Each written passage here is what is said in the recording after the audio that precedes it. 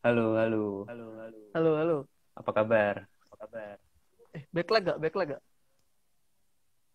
Lumayan sih. Enggak ya? Backlog ya? Mm-mm. Sip, sip, sip. Iya yo. Nah, Ini. nah. Sangat, sangat, sangat jauh lebih baik. Oke. Gimana kabar dari sehat-sehat Baik, Jember? baik. Alhamdulillah sehat. Alhamdulillah. Sekarang sibuk apa? PSBB. Iya, di rumah aja. Gak kemana-mana. Lagi ngerjakan. Sama kan? Iya, Sabizul sama juga sih. di kosan aja. Iya, sama-sama. Iya, kita kenalan dulu ya. Saya Syafrizal Setiabudi, di sini sebagai host. Saya Dan dari Zulfikar. ya, jadi live kali ini kita akan bahas alur kerja produksi film pendek. Tapi Ya, sebelum itu kita mau ngobrol-ngobrol dulu aja nih. Kita ngobrol santai dulu, Riz. ya, ya, ya. Kamu produksi terakhir film apa sih sebenarnya? Film pendek terakhir. Produksi terakhir ini film Rumah Ayah sih. Kemarin Hmm. terhenti gara-gara ini wabah. Terhenti gara-gara pandemi. Itu film tugas akhir. Sebagai apa di situ? Iya, film film tugas akhir teman saya sebagai produser dan penata sinematografi. Oh, tapi sudah selesai kan produksinya itu. Ada beberapa scene yang ini yang melibatkan orang banyak seperti apa siswa-siswi SD, terus juga yang memakai lokasi seperti di tempat parkir kereta api itu kan izinnya juga nggak ini kan apa nggak mudah juga. Waktu Hmm. itu sih diizinin, kemudian ada wabah ini akhirnya ini di apa di hold sama PT KAI-nya. Oh, berarti apa ya istilahnya? Masih ada utang sin gitu ya berarti ya? Ya, sekitar ada 4 scene kalau nggak salah. Itu setnya di sekolah sama di di KAI di stasiun. Hmm. Menarik ya. Jadi cukup menantang juga sih jadi produser untuk mengatasi hal yang tak terduga semacam itu kan. Kalau misal kita buang scene Iya. juga ya bakal ngaruh pastinya kan ke Ya, ngaruh ke budgeting, iya terus ngaruh ke budgeting. atmosfer produksinya. Nanti Hmm. ketika akan mulai lagi juga mau gak mau harus ini membangun atmosfer lagi dengan para kru, dengan talent juga sih terutama. Iya, ya. Berarti sekarang sedang memasuki ini langsung dikerjakan post produksi atau iya udah berhenti gitu Ya, aja yang produksi sebelumnya. jadi scene-scene yang sudah terambil memang sudah di assembling semua, sudah di edit offline semua, cuman cuman sisa scene yang belum diambil diambil aja sih, sisa 4 scene itu tadi. Jadi yang lainnya memang sudah di cutting semua, bahkan sudah sedikit-sedikit diwarnain lah gitu, Hmm. dikoreksi satu-satu. Nyicil juga ya. Jadi Ya, produktif lah.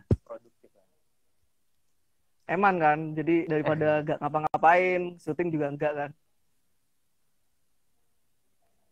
Terus selama di rumah aja nih sudah nonton berapa film pendek nih? Kalau film panjang mungkin ya sudah biasa sih. Cuma kalau film pendek kan udah berapa nih kira-kira yang Nontonnya ditonton? series sih, nonton Oh series series. ya, ya, ya. Ya, film pendek banyak sih yang dari kan juga banyak kan filmmaker Jogja, Jakarta, manapun juga yang mengupload filmnya secara cuma-cuma di YouTube gitu. Jadi ya aku sebagai penikmat dan penonton film juga sangat menyambut Hmm. itu gitu. Soalnya waktu itu aku nonton film kayak semacam Lemantun, film Natalan atau film Pulang Tanpa Alamat itu harus ke Jogja, harus ke festival-festival gitu. Kan sekarang sudah enak, Hmm. udah diupload di platform YouTube, semua orang bisa nonton gitu. Itu film-film lama yang sudah lewat masa 2 tahun atau film Ada baru yang lebih juga? dari 2 tahun sih. Ada film baru juga sih, ada yang nominasi FFI kemarin, film film Jendela juga ada diupload di Vitsi. Oke oke. Ini ada beberapa yang melambaikan tangan nih. Ada siapa aja tadi? Ini Ega Marsa. ada Ega Malsa. Ini lagi live di Oke. rumahnya temen. Oke, jadi kita mau bahas alur kerja produksi film pendek ya. Kita mulai ngobrol Ya, dengan itu dulu. Ceritain dong awal mulanya kamu masuk di perfilman, kuliah di bidang film gitu. awalnya sih dulu ini ya kesukaan waktu SMP gitu. SMP suka ngefoto pakai Hmm. kamera digital, kamera yang masih kotak gitu kan, yang kameranya masih VGA kan waktu itu. Suka Hmm. ngerekam pakai itu, suka suka ngefoto juga. Terus itu berlanjut ke SMA. Waktu SMA aku kan di Solo, Jal. Hmm.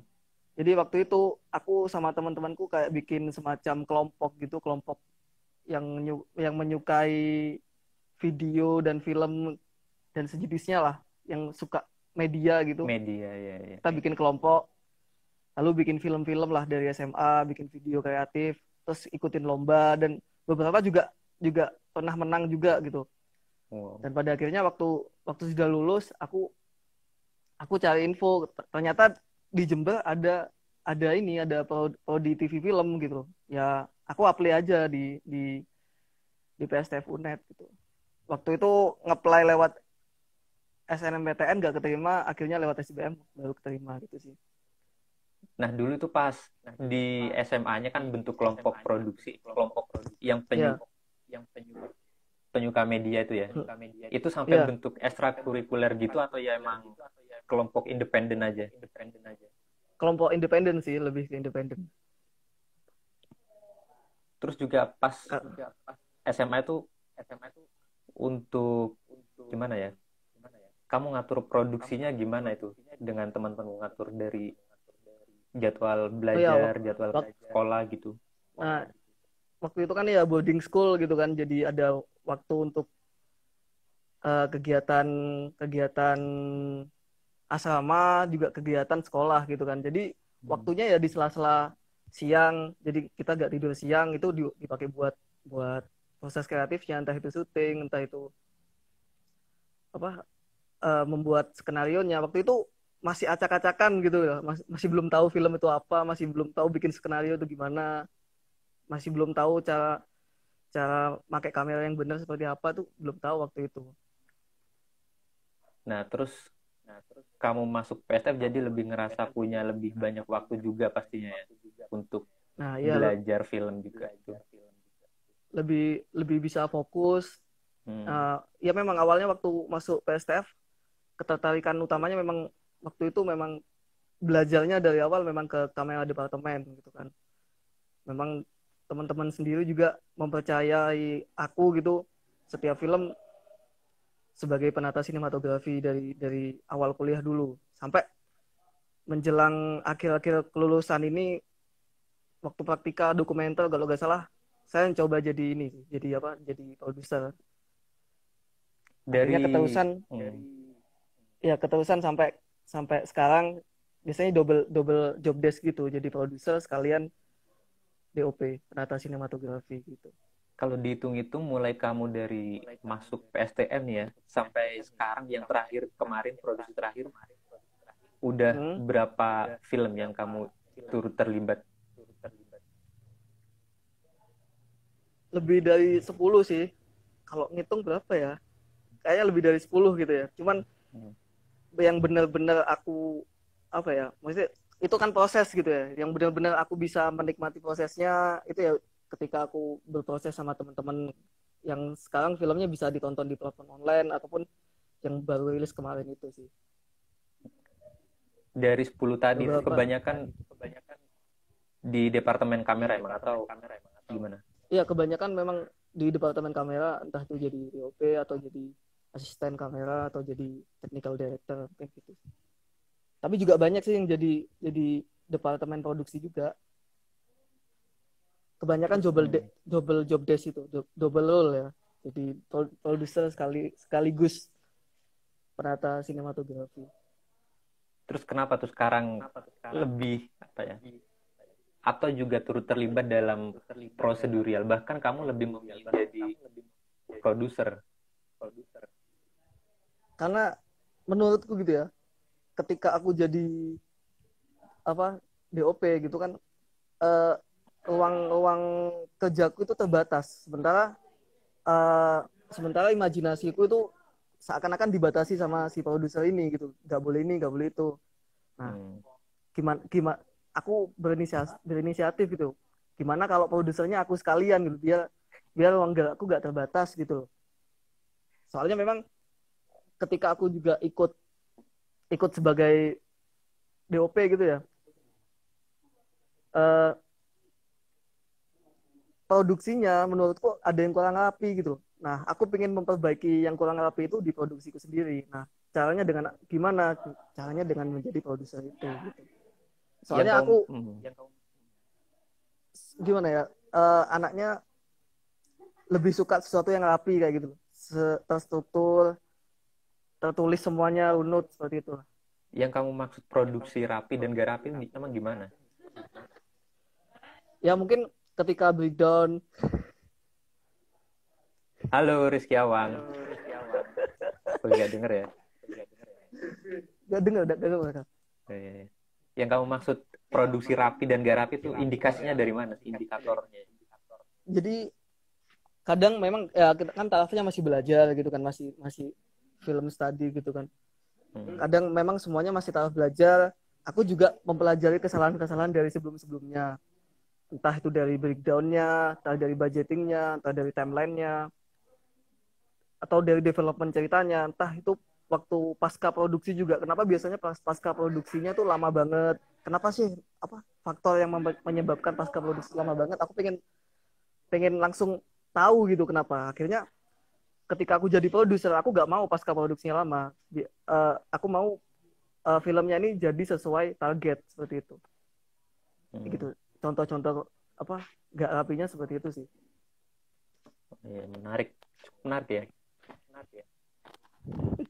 Kalau kalau menurut kamu nih, sebaiknya tuh kita belajar semua departemen dulu baru masuk ke satu bidang aja, atau kita langsung fokus ke satu bidang aja? Kalau kita akan bicarain divisi departemen produksi di sini gitu ya, Hmm. terkhusus ke produser gitu.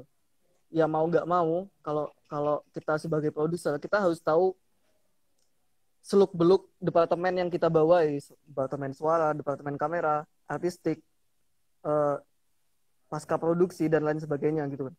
Ya mau nggak mau kita ya harus paham pasca produksi ini butuhin apa aja sih, editingnya butuh apa aja, butuh hard disk berapa tera, kalau pakai kamera ini kita butuhin penyimpanan berapa giga, seperti itu kan perlu diperhitungkan gitu loh. Jadi mau nggak Iya. mau kita meskipun tidak begitu paham, yang penting kita tahu sedikit-sedikit inilah apa pengetahuan tentang masing-masing departemen itu. Secara garis besarnya aja Fungsi, mungkin ya. ya, jadi kan ketika kita breakdown skenario gitu kan, kita juga sebagai produser kan bikin semacam budgeting gitu kan, rencana anggaran biaya gitu kan. Oke, tunggu. Sebelum kamu bahas tentang itu, sebenarnya kamu perlu jelasin dulu sih. Maksudnya aku Oh yang iya, tanya, workflow produksi iya. film pendek itu gimana? Dari yang umum kita ketahui kan sebenarnya itu ada praproduksi, satu praproduksi, dua produksi, dan tiga pasca produksi gitu kan. Hmm. Jadi sebenarnya ada proses yang sebenarnya orang itu nggak sadar atau mungkin beda istilah aja gitu kan. Sebenarnya ada proses, yaitu proses development. Jadi proses proses penulisan skenario itu sendiri. Gimana skenario itu jadi? Kalau produksi kan skenario sudah jadi, siap untuk dibedah gitu kan. Nah, sebelum skenario jadi kan itu ada proses, namanya proses development. Di situ ada proses penulisan, proses riset, proses kreatif antara sutradara, penulis, dan produser gitu. Nah, terus Halo? proses berikutnya? Eh, eh, aku jelasin dulu ya apa proses development kita ngapain aja waktu itu gitu ya. Iya, iya, iya. Waktu aku sebagai ini ya sebagai DOP sekalian produser film Bako gitu, film tugas akhir aku sendiri. Waktu itu prosesnya memang lama, proses developnya memang berkali-kali ganti ganti penulis, terus beberapa kali juga riset langsung ke petani gitu. Hampir 1 minggu 3 kali aku ke sawah tembakau, memperhatikan tembakau itu dari bibit sampai sampai ini, sampai sampai panen gitu. Jadi selain itu juga aku ya juga ke ini, kami gitu ya, aku bertiga gitu sama sama partnerku ke Hmm. museum tembakau untuk melihat warna-warna paletnya yang akan digunakan ke film nanti seperti apa. Nah, yang kayak gitu-gitu tuh sangat penting untuk dimasukkan ke skenario. Seperti itu sih. Nah, itu semua proses development. Nah, baru setelah film film baru setelah skenario itu sudah selesai, sudah final draft, baru kita masuk ke proses produksi. Ada apa aja tuh di praproduksi? Jadi para produksi kalau kita tadi di development cuman bekerja dengan 3 orang, Mm-mm. dengan produser, dengan penulis dan sutradara, ketika kita sudah masuk pra produksi itu kita harus mencari kru minimal ada 7 mayor ya, tujuh Mm. tujuh departemen. Jadi ada produser itu sendiri, departemen produksi, ada departemen penyutradaraan sutradara itu sendiri, terus ada departemen artistik 3 ya, terus departemen kamera, terus departemen suara 5, departemen editing satunya, departemen apa ya, eh departemen casting kalau nggak salah. Ada 7 mayor gitu kan. Editing satunya editing. Jadi dari 7 mayor itu harus harus ini harus di kita harus cari kru yang menurut kita bisa diajak kerjasama, bisa fleksibel, maksudnya secara pribadi dan secara kapasitasnya juga mumpuni seperti itu. Nah, setelah setelah kru semua terkumpul, barulah ada proses namanya ini breakdown scene by scene, shot by shot, itu kita kita bedah semuanya bersama semua kepala departemen tadi itu.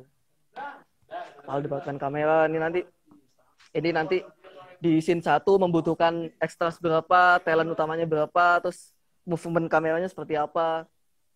Kasarnya begitu. Di breakdown skenario itu ada namanya creative meeting sama pre-production meeting itu sih. Hmm.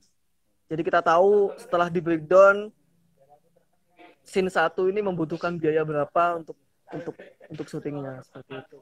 Kita bikin cash request ke kepala departemennya tadi.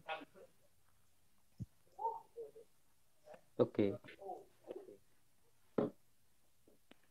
Jadi eh, kalau untuk menentukan desain produksi itu sebetulnya di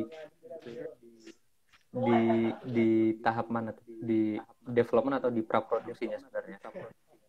Skala Untuk produksi ya. menentukan, iya.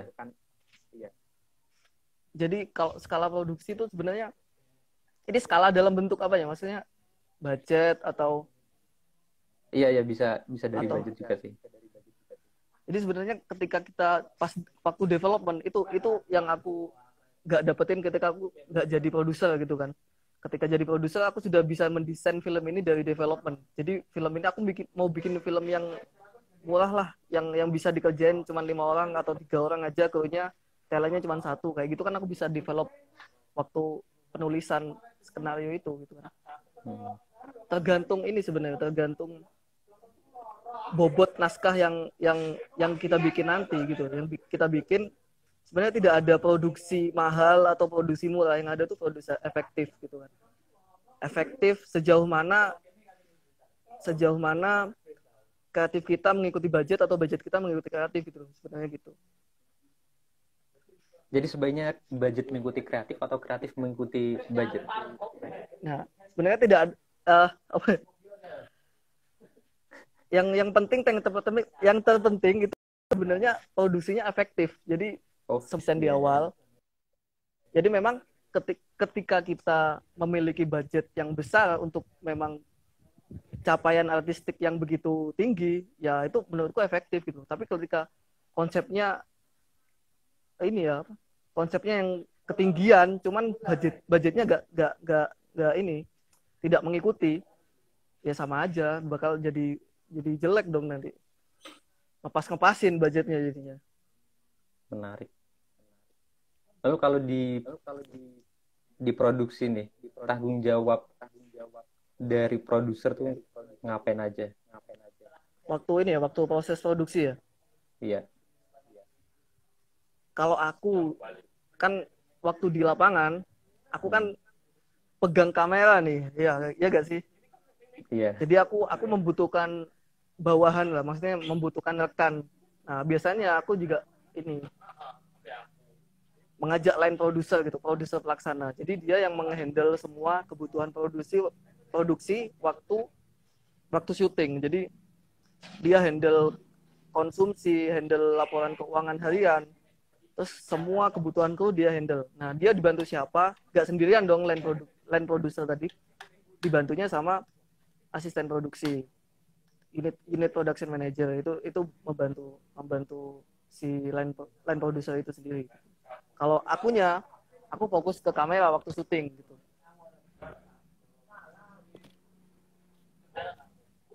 Berarti untuk semua koordinasi dengan departemen-departemen yang lain kamu dibantu dengan line producer tadi itu ya. Iya, waktu syuting sangat terbantu dengan adanya line producer. Soalnya kan dia produser pelaksana gitu. Dia yang Dia itu pegang uang, termasuk ya, ya. yang mencatat semua laporan keuangan line producer itu. Biasanya kalau kamu sama itu kan line producer itu kan, itu ada laporan hariannya gitu kan. Maksudnya line producer tuh ngelaporin ke kamu hari ini gimana aja gitu. Ada Iya, gitunya nggak sih? biasanya ketika ini sebenarnya gak ada aturan baku flow yang terbaik seperti apa, itu sebenarnya tergantung kenyamanan masing-masing gitu kan. Kalau yang selama ini aku lakukan, setiap hari ada laporan keuangan, ketika selesai syuting line producer laporan ke aku, senota-notanya juga terlampir seperti itu sih, dalam bentuk ketikan atau ya sudah diketik, aku tinggal baca gitu. Menarik. Terus kalau setelah diproduksi, tugasnya ngapain lagi tuh si produser? Dan tahap apa Tugasnya itu? ya jadi ada tahap ya pasca produksi gitu kan. Sebenarnya aku juga orang yang jengah ketika syuting filmnya sudah wrap gitu kan, kenapa proses pasca produksinya lama banget gitu kan. Tadi yang udah aku bilang di awal tadi kan. Akhirnya aku terapin, bisa gak sih proses pasca produksi itu cepet gitu. Akhirnya mau gak mau ya aku bikin timeline pasca produksi yang memang efektifnya seperti apa, biar semuanya bisa bisa ini on time gitu kan. Nah, tak jarang juga aku di pasca produksi merangkap sebagai post production manager atau post production coordinator gitu kan. Nah, tugasnya ngapain? Selain mengontrol editing, supervising editing, jelasnya editor ini ditemenin sutradara kan waktu ngedit. Iya. Nah, selain itu, aku juga melihat filmnya itu sudah sesuai visi yang sudah ditentukan di awal apa belum gitu. Jadi ketika ada perubahan struktur yang dilakukan oleh sutradara atau editor, aku bisa menengahi itu.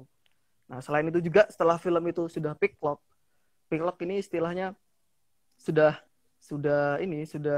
tidak bisa diubah-ubah lagi, sudah sisi sutradara, sisi produser, editor juga sudah oke. Sudah di lock potongan-potongan gambarnya, kita masuk ke proses online. Jadi post production manager ini mengatur gimana caranya potongan-potongan yang sudah kita potong tadi pakai software apapun gitu, itu bisa terbaca pada sound designer, pada colorist, pada orang mastering, itu bisa terbaca. Itu tugasnya post production manager gitu sih.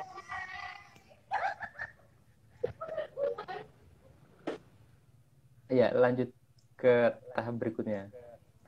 Atau masih ada lagi tugas di pasca produksi? Tugas yang di pasca produksi udah sih itu aja sih. Ya makanya itu tak jarang juga produser juga merangkap semuanya gitu. Selain tadi waktu pra aku juga menata jadwal pemain, bahkan bikin call sheet juga iya gitu kan. Merangkap produser, asisten sutradara 1, merangkap director of photography, terus merangkap post production manager gitu kan. Ya ini sebenarnya merangkap job desk ini hanya terjadi di film pendek mungkin ya. Kalau di film panjang mungkin enggak gitu. Karena Ini kita bicaranya kan ini film pendek gitu kan. Iya, ini merangkap ini karena kemauan pribadi kamu atau gimana? Atau memang tuntutan apa gimana? Ya salah satunya kemauan pribadi sih. Nah, yang kedua itu tadi aku nggak mau visi film yang sudah di awal ini bakal terdistraksi oleh departemen-departemen lain yang akhirnya jadi film yang tidak direncanakan di awal gitu loh maksudku. Visi filmnya tidak sesuai dengan apa yang kita bicarakan waktu development, waktu produksi. Makanya aku harus mengontrol semua proses dari develop sampai pasca produksi itu sendiri. Itu sih. Oke, pasca produksi selesai, film sudah jadi, sudah selesai diedit, selanjutnya ngapain lagi tuh? Nah, ini sebenarnya yang nggak kalah penting setelah film itu jadi sebenarnya ada proses namanya distribusi atau eksibisi. Proses promosi film dan pengedaran film. Jadi film udah jadi nih, tapi gimana caranya bertemu dengan penonton? Biasanya kita hire publicist gitu. Publicist itu orang yang mempromosikan film, yang mendistribusikan film ke bioskop bisa, ke pemutaran alternatif bisa, ke komunitas-komunitas bisa. Kalau film pendek mungkin arahnya lebih ke ini sih, ke komunitas, ke festival atau ke pemutaran alternatif. Seperti itu. Ini sebenarnya untuk bahasan tentang publicist, distribusi atau eksibisi sebenarnya akan dibahas di live kita yang terakhir nanti di tanggal berapa ya? Pokoknya hari Jumat minggu depan gitu kan. Dibahas sama Anda gitu ya, sama Safrizal Setiabudi gitu. Nah, mau tanya pengalaman kamu dari awal kamu PSF tadi sampai sekarang kan total sekitar 10-an produksi ya. Yang paling menarik tuh yang mana sih? Dan yang kenapa paling kamu menarik? Iya, ngerasa itu wah ini menarik banget nih. Kalau menarik semuanya menarik sih sebenarnya, memiliki pelajaran-pelajaran yang mungkin yang membuat aku tidak melakukan kesalahan-kesalahan itu di produksi selanjutnya. Seperti itu sih. Kalau disuruh milih yang menarik, janganlah ya. Karena semuanya menarik pasti punya kesan masing-masing lah. Ada ceritanya masing-masing ya setelah produksi pasti kan. Iya, betul sekali. Tapi yang paling berkesan pastinya ada. Kalau yang paling berkesan jelasnya film Tugas Akhir Sendiri sih pastinya. Film saya, film Baku gitu. Oh ya. Berkesan nomor 2. Berkesan nomor 2. Satu aja deh, satu aja. Enggak biasanya tuh gimana ya? Karena kadang kan ada cerita-cerita sendiri tuh di waktu produksi kan. Misal menemukan jodoh misalkan, apalagi sebagai divisi yang cukup disegani produser gitu kan. Pernah divisi punya yang disegani produser ini gitu gimana maksudnya? Gimana? Iya, maksudnya dapet jodoh di produksi gitu, pengalaman gitu. Pernah dapet nggak sih? Kalau saya? Iyalah. Gimana ya? Tanya teman-teman aja deh kalau gitu ya. Biasanya teman-teman sih yang ini ya apa? Bukan aku.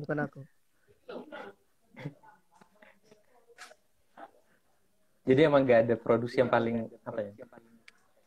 Yang paling menurut Semua kamu yang produksi paling pasti berkesan sih. pasti berkesan ya? Iya, mempunyai kisahnya masing-masing. Entah itu kisah cinta atau kisah ini ya, kisah entah itu kisah asmara atau kisah-kisah dengan kru lain gitu kan. Kisah lainnya Sebagai gitu. sebagai seorang produser ada nggak produser Apa favorit ya? kamu atau role model kamu lah di industri film, boleh Indonesia, boleh luar negeri, yang Kalau menginspirasi banget lah. Indonesia, kalau Indonesia mungkin kalau kalau produser ini ya, produser produser dengan production house lima jajaran production house besar di Indonesia mungkin lebih suka Mira Lesmana gitu sebagai produser.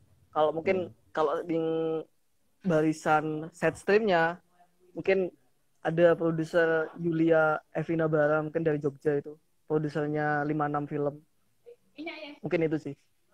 Jelasin dong, maksudnya kenapa kenapa mereka harus, bukan harus ya, maksudnya kenapa mereka itu. Kalau Mira Lesmana dia produsernya Miles Film ya, yang selama aku tahu ini gitu ya, Miles Film tuh gak pernah bikin film jelek gitu kan, film-filmnya bagus semua menurutku gitu kan, salah satunya Hmm. itu film, dan konsisten dengan filmnya yang film realis gitu kan, film periodik, film realis, Atira, terus Sang Penari, atau film kolosal seperti Pendekar Tongkat Emas gitu kan. Kalau satunya eh balik lagi ke Miles Film itu, tak jarang juga kan film-filmnya Mira Lesmana atau Riza atau Miles Film itu sendiri kan juga bisa box office, juga kadang juga bisa bersaing di festival luar negeri juga gitu kan. Hmm. Nah, dibanding dengan yang saya stream tadi, yang film Mbak Yulia Evina Bara tadi, oke lah film-filmnya gak ini, gak mungkin gak laku di pasaran atau yang penontonnya gak sebanyak film yang mainstream. Hmm. Tapi prestasinya di luar negeri, entah itu di Rotterdam, di Locarno atau di Busan, itu berjibun banyak banget gitu kan. Dan setahu saya ketika film itu memenangkan award di suatu festival itu sama aja kayak kayak hadiahnya itu sama aja kayak kayak di Indonesia filmnya dapat box office seperti itu sih. Hadiahnya bisa bikin film baru lagi gitu kan. Kayak gitu. Jadi karena alasan itu ya.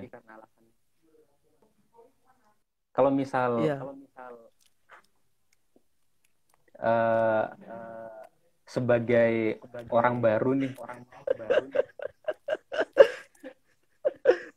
orang baru yang lagi belajar film tapi langsung langsung pengen pegang pegang sebagai produser, itu gimana? Eh, tips. Ya, kalau kalau kita balik ke pembicaraan awal tadi sih, aku balikin ke pembicaraan awal tadi kita. Sebenarnya hal yang paling harus diketahui ya, kita harus tidaknya tahu lah, gak usah paham gak apa-apa, tahu masing-masing departemen dari Seven Mayo itu sendiri gitu. Dari editing ini ngapain aja sih, kebutuhannya apa aja. Dari kamera juga sinkronnya dengan editing apa gitu kan. Ketika kita pakai kamera A gitu dengan bitrate yang tinggi, terus dengan resolusi sekian, satu detiknya kita membutuhkan size penyimpanan 1 GB. Jadi kita harus menyiapkan, editor harus menyiapkan hard disk sekian tera gitu kan. Nah, hitung-hitungan seperti itu yang harus kita yang harus kita kuasai. Jadi kita harus menyiapkan hard disk sesuai dengan kebutuhan yang dihasilkan kamera itu, filenya. Ya, Secara nggak jadi langsung kayak gitu. jadi kalau kita ngomongin dari awal tadi, alur kerja produksi film itu sebenarnya ada itu ya, mulai dari development, terus praproduksi, produksi, Bentar, bentar, pasca bentar. produksi. Aku mau ngecas. Oh iya Listriknya iya mati. iya. Oke oke. Duh, listriknya mati. Ya buat teman-teman yang ada di Listriknya mati. live yang lagi nonton boleh tanya tentang segala suatu Ya udah, yuk produksi lanjut film lanjut pendek. lanjut. Ya, jadi kalau kita ngomongin Mati dari listriknya. awal, kalau kita ngomongin dari awal Lanjut tadi lanjut. kan, alur kerja produksi film itu berarti ada 5 kan ya? Iya, Mulai sebenarnya dari ada 5 dari development, terus praproduksi, produksi, pasca produksi sampai distrib sampai distribusi ya. Oke, sepertinya sedang gangguan.